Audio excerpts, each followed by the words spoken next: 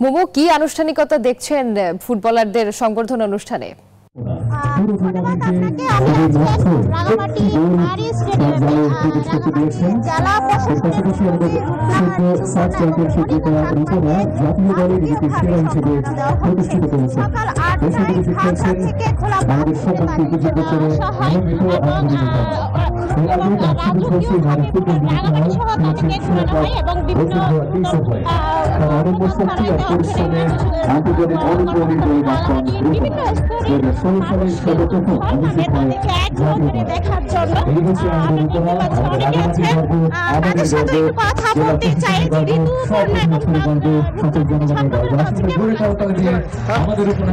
অভিনন্দন জানাই আজকে রোপনা, ঋতুপর্ণা এবং আমাদের যে সাবজয় মনিকা যে অর্জন নিয়েছে, শুধু এটা ইন্টারেকশন নয়, সারা বাংলাদেশের জন্য তার গর্ব।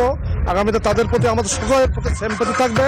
কিন্তু আজকের দিন নয়, আমরা যতদিন থাকবো তাদের কৃতিত্বকে আমরা স্মরণ করবো এবং তারা এগিয়ে যাওয়ার জন্য সরকারকে সর্বাত্মক সহযোগিতা করবেন আমরা আহ্বান জানাচ্ছি। অসংখ্য ধন্যবাদ। উচ্ছ্বাসিত তার সাথে একটু কথা বলতে এই যে আজকে অর্জন করেছে আমাদের রাঙামাটি বাসী হিসেবে ওদের তিনজন আজকে যে বাংলাদেশের সম্মান বয়ে এনেছে, এই জন্য জেলা ক্রীড়া সংস্থার সাবেক সাধারণ সম্পাদক হিসেবে আমার আনন্দের বিষয়, গর্বে আমার আমি আবেগ আপ্লুত হয়ে যাচ্ছি।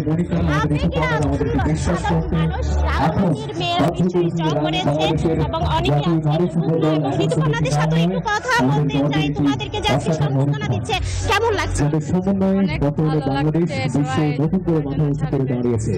তাদের এই বিশ্বাসের তোমার সাথে একটু কথা বলি। তুমি তো বাংলাদেশের জন্য তোমার যে আজকে সংবর্ধনা প্রথমে ধন্যবাদ জানাচ্ছি আজকের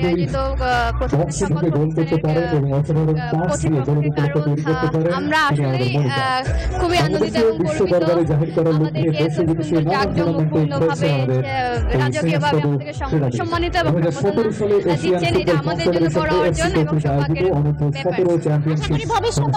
বাংলাদেশের জন্য আরেকজন আছে, তোমার সাথে একটু কথা বলতে চাই। বাংলাদেশের হয়ে তোমরা খেলেছো, তোমাদের কেমন লাগছে যে তোমরা জয় বয়ে আনতে পেরেছো? সামনে তোমাদের পরিকল্পনা কি? বিগত 22 সালে আমরা চ্যাম্পিয়ন, তো বারবার দুইবার চ্যাম্পিয়ন। আমরা দেশের জন্য অবশ্যই যদি আমরা ভালো একটা রেজাল্ট এনে দিতে পারি আমাদের সবার ভালো লাগে। আমার সাথে আছেন ব্রিগেডিয়ার জেনারেল বলতে চাই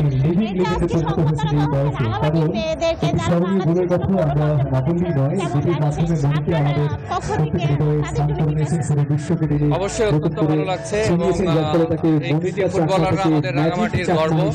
আমরা ওদের কাছ থেকে ইন্সপিরেশন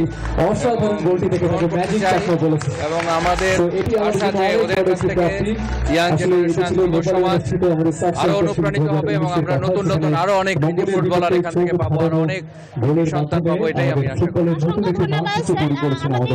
কথা বলছিলেন আরো একবার একই সাথে করতালি দিয়ে আমাদের এই তিনজন ক্রীড়াবিদকে অভিনন্দন জানাতে, ধন্যবাদ জানাতে এবং শুভকামনা জানাতে অনুরোধ জানাচ্ছি। আর এর পাশাপাশি আমরা রাঙামাটির আরো প্রখ্যাত 7 জন ক্রীড়াবিদ